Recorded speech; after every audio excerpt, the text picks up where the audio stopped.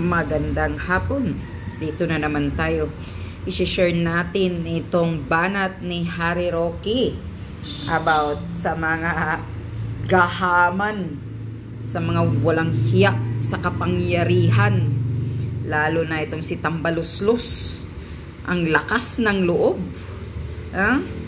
Ano ngayon? Naggagamitan kayo. Ito ang kakampi ninyo, ang mga CPP terorista. Yun pala ang unity ninyo ngayon, ha? Halatang halata na kayo sa mga interest ninyo, Tambaluslos. Mga walang hiya talaga kayo, mga gahaman kayo. Ang akala ninyo makalusot kayo sa taong bayan kung ma-impeach si Sara Duterte. Pinagplanuhan ninyo, pinagkaisahan ninyo si Sara Duterte. Ang akala ninyo makalusot kayo sa amin. Kaming mga tunay na maka Duterte, mga DDS, hindi nyo kaya kaming linlangin sa mga gaguhan ninyo. Dahil gising na kami. Lalo na ikaw, Tambaluslos. Kalimutan na yung ambisyon mo. Ambisyon mong hindi mangyayari. At hindi ka namin. Ano talaga, ipapaupo. Ambisyon mong maging presidente, kapal ng mukha mo.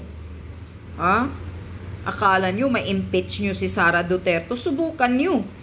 Impeach nyo si Sara kung ano ang mangyayari sa bansa. Baka kayo magiging tulad ng Dilawan. Mga Dilawan kayo eh. Nagkaisa kayo, nagka-unite kayo ng mga Dilawan, pati ng mga CPP dyan na mga aktivista. Ay, nako. Pakinggan nyo itong banat ni Harry Roque. Po ang Majority Floor Leader Dalipe na meron daw usap-usapan na impeachment labang kay Inday Sara Duterte. Kung maalala nyo po, dito po sa SMNI, si Ka-Eric ang unang-unang nagbunyag ng pagpupulong kung saan ang mga teroristang CPP-NPA ay nagpulong at kinasa ang pag-impeach kay BP Sara. Di umano, merong representante sa pagpupulong noon na representantes galing sa opisina ni Speaker Romualdez at ni Majority Floor Leader Dalipe. At para bigyan ng kumpirmasyon na sinabi ni Ka-Eric, itong Franz Castro mismo ang nagsabi, meron na raw talagang usap-usapan na impeachment. Bakit ngayon i-deny ng Majority Floor Leader Dalipe? Ang totoo po niyan, merong talagang sabwata na ngayon po sa panig ng teroristang CPP-NPA at ang mga naghahangad na maging presidente sa 2028. Pero gaya ng sinabi ni dating Presidente Rodrigo Roa Duterte, nakatingin po sa inyo ang militar at mga pulis na inalay ang buhay. Napakadami na pong kasundaluhan natin at kapulisan ang pinatay ng teroristang CPP-NPA. At ngayon po talaga, sa kauna-unahang pagkakataon ng kasaysayan ng Pilipinas, nagkakaroon ng sabwatan sa panig po ng Kongreso ang liderato nito at ng teroristang CPP-NPA. Kaya nga po kahit anong denial ang gawin ninyo, alam po namin na merong mga hakbang talaga yan. Ang tanong na lang po, dahil ang impeachment naman po ay hindi inuusad ng walang basbas ng presidente, ano po ang posisyon ni PBBM? Ako po'y naniniwala pa rin. Hanggang ngayon po, maski kadugo niya ang speaker na talagang inuusad ang pagiging pagbawatak-watak natin para masira yung pagkakaisa ng unity. Hanggang ngayon po maniniwala ako na hindi naman po magpapabudol ang ating presidente sa mga CPP-NPA na mga teroristang yan. Hanggang ngayon po naniniwala ako na kapag dating sa impeachment, the president will put his foot down and sasabihin, "Hoy, ano nang ginagawa ninyo dyan? Pinababayaan ko kayo dahil mukha naman kayong aliw na aliw sa mga ginagawa nyo. Pinagtutulungan nyo ang isang babae. Ano ba naman kayo? Meron ba kayong karangalan na, wow, pinupulbos nyo isang babae na nag-iisa? Ewan ko kayo, pero hindi ako ganyan pinalaki." Iba po ang aming naging turing sa mga kababaihan. At lalo na rin yung mga babaeng mga matatanda, mga seniors. Pero kayo, wala kayo pinipili, no? Pero ganun pa man, bakit kinakailangan deny? Dahil alam niyo po na huhusgahan kayo ng taong bayan. Huwag niyo pong kakalimutan, mas maraming boto po si BP Inday Sara kaysa kay PBBM. Kinampanya ni BP Sara ang PBBM kaya naging presidente. At kapag kayo pa ngayon ang magpapasimuno para matanggal sa pwesto, huhusgahan kayo ng taong bayan. Ang BP Sara po hindi kandidato sa 2025. Kayo pong mga kongresista ang magiging kandidato. Meron na nga kayong mga iskandalo pagdating sa pork barrel. Meron na nga kayong iskandalo pagdating sa liquidation by mere certification. Meron na kayong mga iskandalo pagdating dun sa mga napakaraming unexplained wealth ng inyong mga miyembro. Tapos ngayon, babaliwalain yung mandato ng taong bayan. Record holder itong si BP Sara sa dami ng mandatong na nakuha sa taong bayan, 32 million. Wala na pong ibang opisyales na nakakuha ng ganyang kalaking boto. Tapos, tatanggalin nyo sa pwesto. Natural, kinakailangan din na yan dahil alam nyo, mapitikman nyo ang hagupit ng taong bayan. Tama. Kapag kayo ay binaliwala ang resulta ng demokrasya. Hay nako. Pero sige po, pakinggan nyo pa yung mga teroristang CPP-NPA. Anong basihan ang gagamitin ninyo? Dahil binigyan ng presidenteng PBBM ng 125 galing sa kanyang contingent fund ang BP Sara na ginamit bilang confidential fund laban sa teroristang CPP-NPA. Ang dahilan ng mga dilawan nung sila nagpunta po sa Korte Suprema, itong ginawa daw ng presidente dahil siya pong naglipat. Hindi po si BP Sara ang naglipat. Correct. Ang presidente po ang naglipat.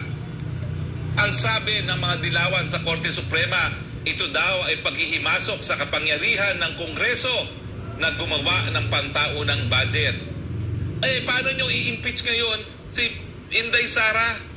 Ang naghimasok di umano, sabi ng inyong mga kasabwat na dilawan at pinklawan, ay ang presidente. Kaya kayo, speaker, majority floor leader, baka magpabudol na naman kayo. Tama na yung minsan na nagkasama kayo ng interes na pulbusin at tanggalin ang pondo ni BP Sara. Pero pag kayo nagpabudol ngayon, bago nyo, baka mamaya, bago ko nyo makagalaw, presidente nang ini-impeach dahil siya po di umano ang naghimasok sa katungkulan ng Kongreso, tumanggap lang ang BP Sara. Tama. Tingin ko naman walang paglabag sa saligang batas kung ikaw ay humingi. Ang talagang pinag-uusapan, sino ba ang nagbigay? Hindi po ito bribery ha. Ang bribery, yung panunuhol, yung nagbigay at tumatanggap, may pananagutan. Pero ito po ang tanong is paghihimasok sa kapangyarihan ng Kongreso. Ang pagtanggap po, hindi po yung paghihimasok, yung presidenteng pagbibigay. Kaya nga po, ibubudol kayo ng inyong mga kakamping CPP-NPA. Dahil, ang gusto talaga nila mangyari, hindi lang si BP Sara ma-impeach, kundi pati ang presidente. Exactly. Huwag po kayong masyadong atat. Alam ko po na kapag na-impeach si BP Sara, ang presidente ang mag-a-appoint ng vice-presidente. Gaya na nangyari doon sa kaso ni dating BP Ginggona. Pero wag po kayong kampante dyan. Dahil in the first place, tandaan ninyo ang legal na basihan nakasalalay doon sa sino ba ang naghimasok sa kapangyarihan ng Kongreso that will become the basis for impeachment na culpable violation of the Constitution. Exactly. Ang pagtanggap po, hindi po yan paglabag. Yung pagbigay ang paglabag. So mag-isip-isip po kayo, huwag masyadong lasing sa kapangyarihan, huwag masyadong Yan. Tama. Sino ba ang nagbigay sa Office of the Vice President ng pera na yun, na confidential funds? Diba galing kay BBM? Galing sa Office of the President? Baka siya ang ma-impeach. Ayan. Maliwanag sa sinasabi ni Harry Roque ngayon. Kaya kayong nakipagsabwatan, may sabwatan daw talaga ng CPP-NPA dyan sa Congress. Ang galing-galing ni Tambaloslos. Galingan nyo pa kasi akala ninyo malilin lang ninyo ang taong bayan. Alam na alam namin ang mga ginagawa nyo, mga kupal kayo, mga walang hiya kayo. Congress dyan, lalo na ikaw Tambaloslos. Kapal ng mukha mo na wala ka talagang amor na yupa ka. Ngayon, sana si BBM ang ma-impeach dahil Galing talaga sa Office of the President yung binigay kay Sara Duterte na confidential fund. Oh, yan, maliwanag na sinasabi ni Harry Roque. Baka mabalikan. Karma, is a bitch. Mabalikan si BBM Kuting, na tumatahimik lang, na pinagkaisahan si Sara Duterte. Hindi nga niya kayang ipagtanggol si Sara. Galing-galing mo na kuting ka. Kuting ka talaga. Kuting ka sa damuhan. Kapal ng mukha mo. Wala kang nagawa. Magdadalawang taon ka na presidente. Wala kang nagawa. Puro pa travel-travel lang yun. Maggastos-gastos ng pera ng Pilipinas. Yung ginagawa mo.